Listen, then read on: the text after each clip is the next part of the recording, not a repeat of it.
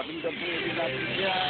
At ulitin po ninyo, pakiramdaman po. Hindi ko alam kung bakit naging tagapagtulog ng ministro kami sa iglesia ni Manalo. Sa isang pagkakataon, maraming pagkakataon ang pagkakataon niya. Panoorin na natin bakit. Ayon kay Ray Ismael.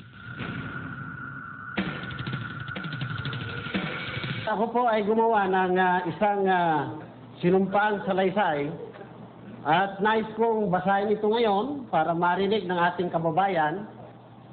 Ako si Reynante A. Ismael, nasa 8 taong gulang at nakatira at mararatna ng sulat sa number 22, Interior, Ali 2 West, BF Road, Barangay Holy Spirit, Quezon City. Pagkatapos makapanumpa ng sunod sa batas ay nagsasabi, una, na sa panahong aking personal na ginawa ang sinumpaan sa salaysay na ito, ako ay nanunumpang magpapahayag na ako ay nasa mabuting kalagayan, nasa magandang pag-iisip at pagpapasya, hindi ako nasa pamimilit ng sino man tao, at malaya sa molestya ng sino man sa aking pagkatao at pag-iisip.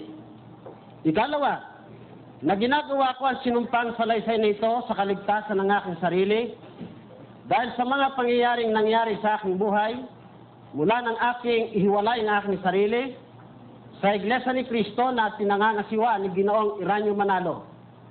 At sa panahon ako'y umanib sa samahan ng mga kaanib ng Iglesia ng Diyos, haligit sa Liga ng Katotohanan sa bansang Pilipinas, o mas magandang kilala na ang dating daan, na pinangungunahan ni Brother Eli F. Soriano. Pangatlo, na ako ay humiwalay sa Iglesia ni Cristo ni Manalo at umanib sa dating daan sa isang simpleng dahilan na pagkatapos ng masusing pagdidili-dili at malalim na pagtatanong sa aking kaluluwa at konsensya sa mga turo at doktrina ng Iglesia ni Cristo na kung saan ko ginugol ng mahaba-habading panahon ng aking buhay bilang ministro, ako'y nagpasya sa tulong ni kapatid na Eliot Soriano na ang pangkalahatang turo at doktrina ng Iglesia ni Cristo ay hindi matatagpuan sa banal na Biblia. Ako ay nanunumpang magpapahayag na ako ay nasa mabuting kalagayan, nasa magandang pag-iisip at pagpapasya, hindi ako nasa pamimilit ng sino man tao, at malaya sa molestya ng sino man sa aking pagkatao at pag-iisip. Bilang patotoo, aking nilagdaan ang sinumpang salaysay na ito na may 3 pahina sa harap ng 2 testigo ngayong ika-20 araw ng Abril 2002 sa lungsod ng Quezon. Mga isyong dapat sagutin. Issue number 1. Alam mo, Paul, Hindi ko alam kung bakit naging tagapagturo at naging ministro ka dyan sa Iglesia ni Manalo. Hindi ka marunong usap ng marangal eh. At hindi ka marunong bumasa ng body language o pakiramdam ng iyong mga superior. Sukat kantihin mo yung Rosita Trillanes na yan.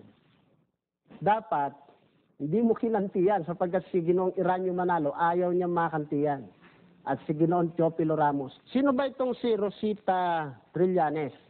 Dating miyembro po ito ng Iglesia ni Manalo na nagreklamo na siya raw ay ni-rape ng isang mataas na pinuno dyan sa... Ano, Paul? Gusto mo ba na talakayin natin ito? Tsaka yung iba pa? Si Ginoong Ramos nga ayaw eh. Alam na alam niya na kapag tinalakay niya yan mas malaking damage ang pupunta sa inyong iglesia eh. Issue number 2. Sino ba talaga ang merong heinous crime? Hindi ba kayo ang may heinous crime? Yung 5 estudyante ng PUP na pinalutang ninyo sa Ilog Pasig, ha? Sino ang may heinous crime? Hindi ba yung vigilantes ng iglesia ni Cain na pumugot sa ulo ng kanilang kalaban? Yan eh. Nakadyaryo yung mga yan eh. Gusto mo dagdagan ko, Paul? Natatandaan mo ba?